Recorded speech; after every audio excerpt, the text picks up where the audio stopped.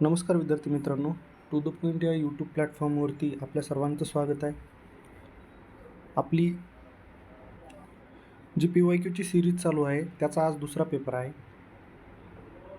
संयुक्त पूर्व परीक्षा 2018चा पेपर आपण पाहणार आहोत. याच्या आधीच्या व्हिडिओमध्ये आपण संयुक्त पूर्व परीक्षा गट ब 2017चा पेपर पाहिला होता. ठीक आहे, आपण डायरेक्टली पेपरला चालू करूयात. आपला पहिला प्रश्न आहे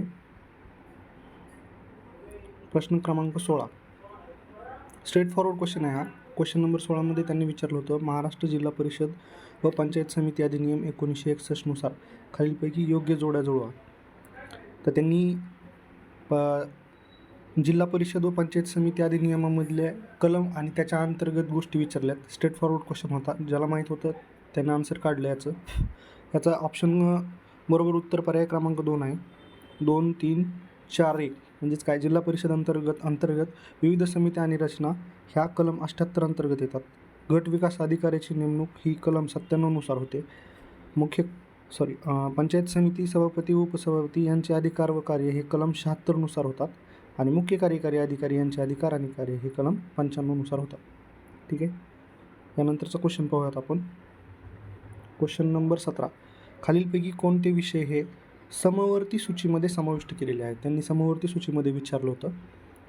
ऑप्शन पहा. वीज, विवाह आणि घटस्फोट, दत्तक, वजन आणि मापे आणि त्यांच्या मापकांची स्थापना, कामगार संघटना. तर या सर्व ऑप्शनपैकी वीज, विवाह आणि घटस्फोट, दत्तक, कायदा हे दोन्ही समवर्ती सूचीमध्ये येतं. वजन, मापे आणि त्यांच्या मानकाची स्थापना, जेव्हा इथं स्थापना येईल तेव्हा हे जातं केंद्र सूचीमध्ये. आणि जेव्हा केव्हा फक्त वजन आणि मापे येईल तर वजन आणि मापे यांचं योगदान हे आपल्याला समवर्ती सूचीमध्ये पाहायला मिळतं. म्हणजेच काय, वजन आणि मापे हे समवर्ती सूचीमध्ये असलेल्या गोष्टी आहेत, परंतु वजन आणि मापे त्यांच्या मापकांची जी स्थापना केलेली आहे तर ती स्थापना ही केंद्र सूचीमध्ये करण्यात आलेली आहे. याच्यावरती पूर्ण नियंत्रण हे केंद्र सरकारचे असते.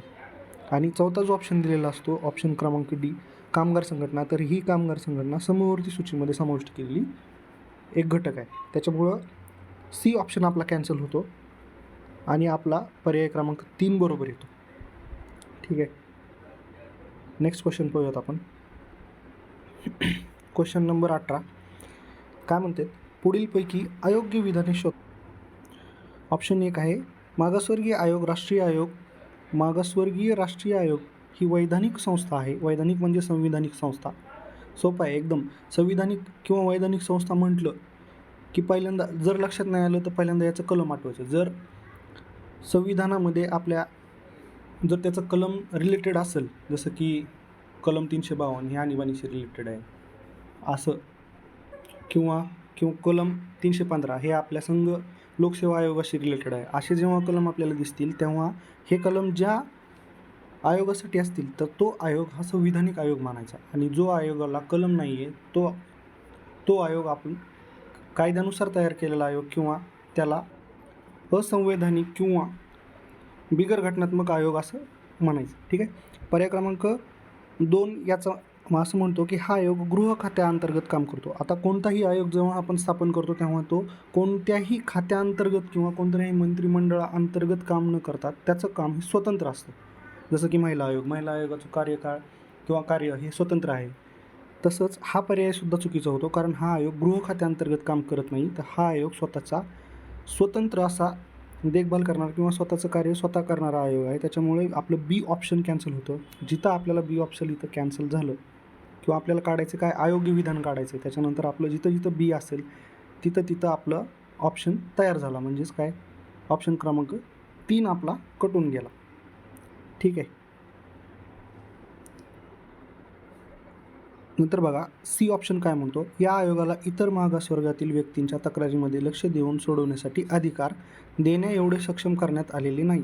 हे स्टेटमेंट बरोबर आहे. कारण का, ह्या आयोगात मागासवर्गीय व्यक्तींचा समावेश होतो आणि त्यांच्या तक्रारीमध्ये लक्ष देऊन सोडवण्याचा अधिकार देण्या एवढे सक्षम करण्यात आलेले नाही आहे, म्हणून हा पर्याय आपला बरोबर ठरतो. ठीक आहे, याच्यानंतरचं स्टेटमेंट आहे, या आयोगाची स्थापना 1993 झाली. तर इथं कन्फ्युजन होऊ शकतं, कारण या आयोगाची स्थापना ही 1990 साली झालेली नसून ती 1993 साली झालेली आहे. ठीक आहे. आणि हा क्वेश्चन विचारायचं म्हणजे की या आयोगाला 2018ला 102वी घटना दुरुस्तीनुसार घटनात्मक दर्जा प्रदान करण्यात आला आणि याच्याशी संबंधित 338 हे कलम समाविष्ट करण्यात आलं. 338B व 342A हे कलम समाविष्ट करण्यात आलं. तर 338B कलम काय सांगतं की सामाजिक आणि शैक्षणिकदृष्ट्या मागासवर्गीय प्रवर्गासाठी राष्ट्रीय मागासवर्गीय आयोगांची स्थापनेची तरतूद केलेली आहे आणि या आयोगाला घटनात्मक दर्जा दिलेला आहे. याची स्थापना कधीची आहे? 1993ची स्थापना याची आणि याला घटनात्मक दर्जा दिला आहे 2018. ठीक आहे. याची रचना कशी असते? तर याच्यामध्ये एक अध्यक्ष असतो, एक उपाध्यक्ष असतो आणि 3 सदस्य असतात. ठीक आहे. यांची नियुक्ती, या सदस्य अध्यक्षांची नियुक्ती ही थेट राष्ट्रपतीद्वारे केली जाते आणि यांचा राजीनामा स्वीकारायचा अधिकार हा फक्त राष्ट्रपतीकडेच दिलेला असतो. त्याच्यानंतर यांचा कार्यकाळ जो असतो, या आयोगाचा जो कार्यकाळ असतो तो कार्यकाळ 3 वर्षासाठी राहिलेला असतो. ठीक आहे. एवढं सफिशियंट आहे. आत्ताचे जे रिसेंटली जे या आयोगाचे अध्यक्ष होते ते 2024 साली हंसराज अहिर होते. ठीक आहे. सफिशियंट आहे एवढं. आपण नेक्स्ट क्वेश्चनकडे वळूयात. आपला नेक्स्ट क्वेश्चन आहे क्वेश्चन नंबर 19. याच्यामध्ये त्यांनी म्हटले की खालील विधाने विचारात घ्या. उच्च न्यायालयासंदर्भातली ही उदाहरणे आहे. ठीक आहे. आपण विधानं पाहूयात. स्टेटमेंट नंबर 1 मध्ये त्यांनी विचारलं आहे की उच्च न्यायालयात प्रलंबित असलेली कामे असतील तर 2 वर्षापेक्षा जास्त नसलेल्या तात्पुरत्या काळासाठी राष्ट्रपतीस उच्च न्यायालयात अतिरिक्त न्यायाधीश नेमण्याचा अधिकार आहे. विधान कशाबद्दल विचारले? विधान विचारले अतिरिक्त न्यायाधीशाबद्दल. ठीक आहे. स्टेटमेंट नंबर 2 आपण वाचूयात. जेव्हा मुख्य न्यायाधीशाव्यतिरिक्त उच्च न्यायालयाची कायमस्वरूपी न्यायाधीशाच्या तात्पुरत्याच्या अनुपस्थितीमुळे अथवा तो आपल्या पदाची कामे करू शकत नाही तेव्हा राष्ट्रपती उच्च न्यायालयात प्रभारी न्यायाधीश नियुक्त करतात. ठीक आहे. आपल्यासाठी हे शेवटचं स्टेटमेंट खूप महत्त्वाचं आहे. आणि त्याच्यानंतर तिसरं स्टेटमेंट आहे अतिरिक्त न्यायाधीश असो वा प्रभारी न्यायाधीश असतो वयाची 65 वर्ष पूर्ण झाल्यानंतर ते पदावर राहू शकत नाहीत. ठीक आहे. तर या तिन्ही स्टेटमेंटमध्ये तिसरं जे स्टेटमेंट आहे ते स्टेटमेंट चुकीचं आहे. कारण का? वयाची जी 65 वर्षे पूर्ण आहेत हा जो कंपल्सरी क्रायटेरिया आहे तो उच्च न्यायालयासाठी नाही आहे. कारण का? उच्च न्यायालयासाठी वयाची 62 वर्ष कंप्लीट होणं गरजेचं असतं. म्हणून हे विधान चुकीचं ठरतं. ठीक आहे. आणि स्टेटमेंट नंबर 1 आणि 2 मध्ये स्टेटमेंट नंबर 1 बरोबर आहे. 2 वर्षापेक्षा जास्त नसलेल्या तात्पुरत्या काळासाठी राष्ट्रपतीस उच्च न्यायालयात अतिरिक्त न्यायाधीश नेमण्याचा अधिकार आहे. कारण का? उच्च न्यायालयात आपल्या हायकोर्टामध्ये जेवढे काही न्यायाधीश आहेत त्या न्यायाधीशांची नियुक्ती ही राष्ट्रपतीतर्फे होते ना की संसदेतर्फे. आणि सुप्रीम कोर्टातले जेवढे काही न्यायाधीश आहेत त्यांची नियुक्ती ही संसदेतर्फे होते ना की राष्ट्रपतीतर्फे. एवढा डिफरन्स फक्त लक्षात घ्या. त्याच्यानंतर हा क्वेश्चन आपल्याला सॉल्व्ह होतो. आणि वयाची 65 वर्ष नसून इथं 62 वर्ष आहे. ठीक आहे. हा क्वेश्चन, याचं उत्तर आहे ए आणि बी, पर्याय क्रमांक 3. आपण नेक्स्ट क्वेश्चनकडे वळूयात. Question number 20. त्यांनी म्हटलंय खालीलपैकी कोणत्या कारणास्तव राज्य भाषण व अभिव्यक्ती स्वातंत्र्यावर अनुच्छेद 19A तर्फे वाजवी बंधने घालू शकते. ठीक आहे. खाली ऑप्शन दिलेत. न्यायालयाचा अवमान, अल्पसंख्याकांचे संरक्षण, परदेशांशी मैत्रत्वाचा संबंध, भारतीय सार्वभौमत्व अखंडत्व व सभ्यता अथवा घटनेच्या भाग 3 मध्ये जे कलम 19 आहे ते आपल्याला दाखवतं भाषण स्वातंत्र्यामध्ये किंवा अभिव्यक्ती स्वातंत्र्यामध्ये खूप सारे असे कलम दिलेत. जसे की एक 5-6 कलम आहेत. जसे की भाषण स्वातंत्र्य, त्याच्यानंतर संघटना स्थापन करायचं स्वातंत्र्य, एकत्र जमण्याचं स्वातंत्र्य, मुक्त संचाराचं स्वातंत्र्य, वास्तव्य करण्याचं स्वातंत्र्य, व्यवसायाचं स्वातंत्र्य, असे एक 5-6 स्वातंत्र्य याच्या आधीसुद्धा आयोगानं विचारलेत आणि त्याच्यावरती असेंडिंग डिसेंडिंग ऑर्डरमध्ये सुद्धा क्वेश्चन आलेला आहे. किंवा त्याचे 19(1)(a)(b)(c) असेही क्वेश्चन विचारले. तर त्याच रिलेटेड हा क्वेश्चन आहे की न्यायालयाचा अवमान आणि अल्पसंख्याकाचं संरक्षण. न्यायालयाचा अवमान जे आहे ते न्यायालयाचं अवमान या वाजवी बंधने घालू शकते. अल्पसंख्याकांचं संरक्षण आहे तिथं राज्य कोणतंही बंधन घालू शकत नाही.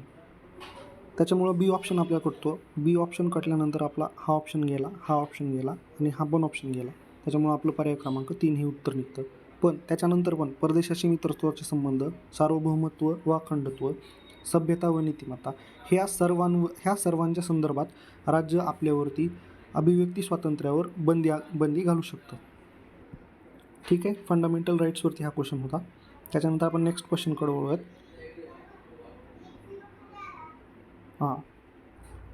Question number 21.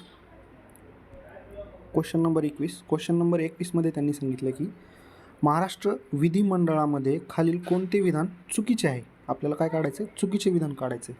जेव्हा केव्हा क्वेश्चन आपण वाचतो किंवा जेव्हा आपल्याला क्वेश्चनचा आन्सर काढायचा तेव्हा क्वेश्चन व्यवस्थित वाचून घ्यायचा आणि चुकीचं किंवा बरोबर किंवा चुकीचं नाही किंवा बरोबर नाही या गोष्टीला अंडरलाईन करायचं किंवा गोल करायचं. ही सवय लावून घ्या, कारण का याच्यामुळे आपलं जवळपास 25 ते 30% चान्सेस आपले बरोबर येण्याचे आहेत. की फक्त आपल्याला एवढंच काढायचं की चुकीचं काय आहे किंवा चुकीचं नाही आहे किंवा बरोबर आहे बरोबर नाही.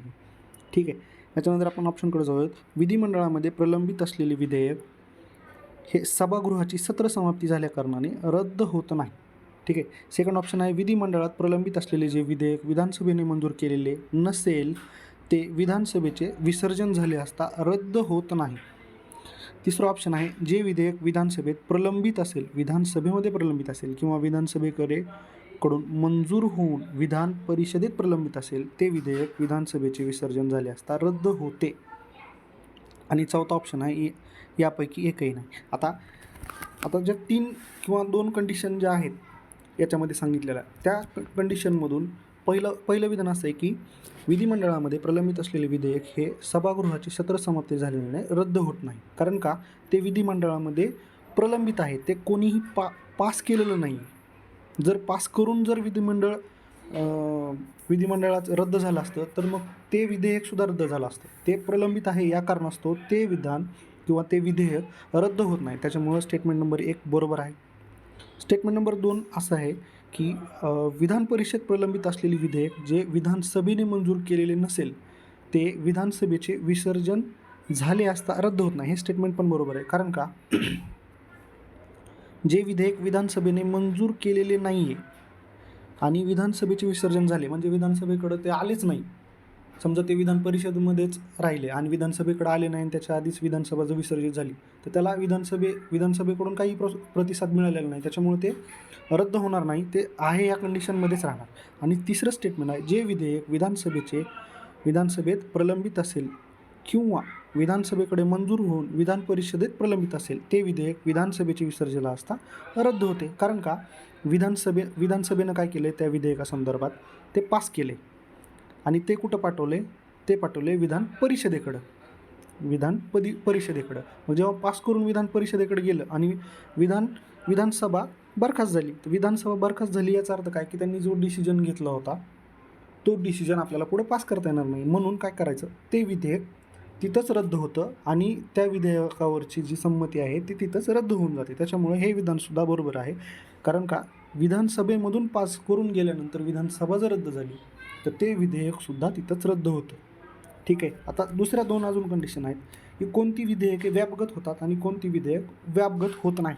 आता जी विधेयक व्यापगत होतात ती कोणती, समजा विधानसभा आहे, एक मिनिट, समजा विधानसभा आहे आणि ही विधान परिषद आहे.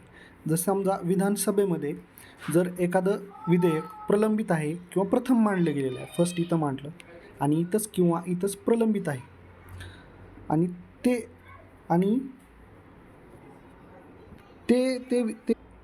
आणि विधानसभा विसर्जित झाली तर ते जे विधेयक आहे ते विधेयक व्यापगत होत नाही, ते विधेयक तिथेच राहते. नवीन विधानसभा जेव्हा निवडून येईल आणि जेव्हा स्थापन होईल तेव्हा त्या विधेयकावरती चर्चा करण्यात येते. आणि जेव्हा विधान परिषदेकडे विधेयक आलेलं असेल किंवा यांनी मांडलेलं असेल आणि विधान परिषदेकडून पारित करून ते विधानसभेकडे आलेलं असेल आणि तिथं प्रलंबित किंवा प्रथम मांडलेलं असेल तर ते विधेयक विधानसभेमध्ये व्यापगत होतं, म्हणजे त्याचा अधिकार हा विधानसभेमध्ये संपुष्टात येतो. आणि अजून एक कंडिशन आहे विधानसभेमध्ये जेव्हा आपण विधेयक विधानसभेमध्ये पारित करतो आणि ते पारित केलेलं विधेयक जेव्हा विधान परिषदेकडे पाठवतो आणि विधानसभा त्या क्षणाला निलंबित किंवा विधानसभा विसर्जित होते, तेव्हा हे विधेयक जे आहे पारित केलेलं ते विधान परिषदेमध्ये प्रलंबित राहतं.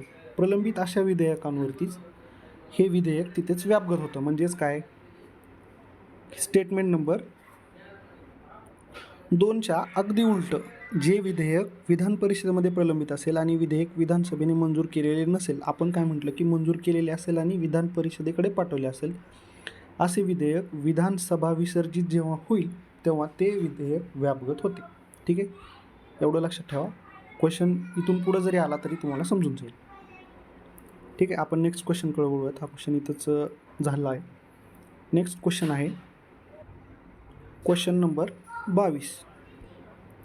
ठीक आहे, क्वेश्चन नंबर 22 काय आहे, त्यांनी विचारले की प्रौढ मताधिकार प्राप्त करणाऱ्या देशांच्या जोड्या जुळवा. हा स्ट्रेट फॉरवर्ड क्वेश्चन आहे. ज्यांना माहीत होतं त्यांना आन्सर आला असेल, ज्यांना माहीत नसेल त्यांनी तुक्के मारले असतील किंवा आन्सर येत नाही तर सोडून दिला असेल. माझ्यामध्ये तर असा क्वेश्चन सोडून दिलेलाच बरा, कारण का हा क्वेश्चन जवळपास 70 ते 80% लोकांना माहीत नसतो. जे काही GS2चा अभ्यास करतात राज्यसेवेमध्ये त्यांचा हा बरोबर येण्याचे चान्सेस आहेत, कारण त्यांना तिथे या गोष्टी थोड्याशा पाठांतराच्या पाठ करावं लागतात. तर याचं मी सरळ स्ट्रेट फॉरवर्डने आन्सर देतो की याचं आन्सर 2 आहे.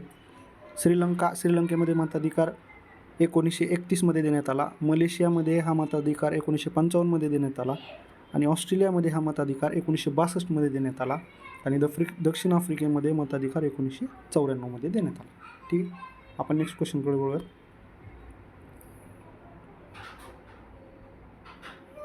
यांनी क्वेश्चन नंबर 23 विचारले की अयोग्य जोडी शोधा किंवा अयोग्य जोड्या शोधा.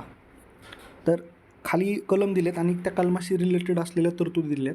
तर 343 कलमामध्ये संघाची अधिकृत भाषा, हे स्टेटमेंट बरोबर आहे, संघाची अधिकृत भाषा हे 343मध्येच आहे. 345 सर्वोच्च न्यायालय आणि उच्च न्यायालय कायदे विधेयक इत्यादीसाठी वापरण्याची भाषा आहे. 348 सांगितले की घटक राज्याची अधिकृत भाषा किंवा अनेक भाषा असं म्हटलं आहे आणि 351 हिंदी भाषेच्या विकासाचे निर्देश असं म्हटलं आहे. तर याच्यापैकी जे स्टेटमेंट नंबर 2 म्हणजे B आणि C आहे ते एकमेकाला अल्टरनेटिव्ह दिलं आहे. म्हणजेच काय, 345 हे कलम जे आहे ते आहे घटक राज्याची अधिकृत भाषा किंवा अनेक भाषेसाठी आणि 348 जे आहे ते आहे सर्वोच्च न्यायालय आणि उच्च न्यायालय कायदे विधेयक इत्यादीसाठी वापरण्याची भाषा. ठीक आहे, भाषा आपल्या कलम 343 संघाची अधिकृत भाषा या भाषा विषयामध्ये येते आणि आपल्या सूचीमध्ये 8वी जी सूची आहे त्या 8व्या सूचीमध्ये भाषेचा उल्लेख केला आहे, जिथे की 8व्या अनुसूचीनुसार आपल्या संविधानामध्ये 22 भाषांचा उल्लेख तिथं केलेला आहे. ठीक आहे, आपण नेक्स्ट क्वेश्चनकडे वळूयात. नेक्स्ट क्वेश्चन आहे क्वेश्चन नंबर 24. हा क्वेश्चन पंचायत राजशी रिलेटेड आहे. काय म्हणलं त्यांनी की महानगर क्षेत्र नियोजन समिती संदर्भात खालील विधाने लक्षात घ्या. या समित्यांची रचना आणि सदस्यांची निवडीची पद्धत ठरवण्याचा अधिकार राज्य शासनाला असतो. हे स्टेटमेंट बरोबर आहे, कारण का रचना आणि सदस्याची निवडीची जी पद्धत आहे हा पद्धत ठरवण्याचा अधिकार राज्य शासनाला असतो, परंतु हे त्याची रचना आणि त्यांच्या सदस्याची निवडीचा अधिकार हा प्रत्यक्ष त्या महानगर क्षेत्राला नियोजन समितीलाच असतो. ठीक आहे, त्याच्यामुळे यांनी काय म्हटले की समितीची रचना आणि सदस्याच्या निवडीची जी पद्धत आहे ती पद्धत अधिकार राज्य शासनाला असतो. हे स्टेटमेंट बरोबर आहे, कारण राज्य शासन त्याच्यामध्ये दुरुस्ती करू शकते आणि योग्य त्या पद्धतीने महानगर क्षेत्राचं कामकाज ठरवून देऊ शकते. स्टेटमेंट नंबर 2 काय, या समित्यांवर केंद्र शासन आणि राज्य शासन आणि इतर संस्थांना प्रतिनिधित्व देण्यासाठी राज्य शासन तरतूद करू शकते. हो का, कारण घटनेच्या 243 नुसार महानगर नियोजन समिती प्रत्येक महानगराकरिता विकास योजनांसाठी स्थापन केली जाते. म्हणजे 74व्या घटनादुरुस्तीनुसार त्याला घटनात्मक दर्जा प्रदान करण्यात आला आणि राज्य शासन या समितीमध्ये तरतूद करू शकते. आता ते तरतुदी कोणत्या, त्याच्यामध्ये समिती स्थापना करू शकते, सदस्य भरण्याची रीत निर्माण करू शकते आणि समितीचे भारत सरकार, राज्य शासन, समितीचे कार्य करणाऱ्या संघटना व संस्थांचे प्रतिनिधित्व या संदर्भातही तरतूद करू शकते.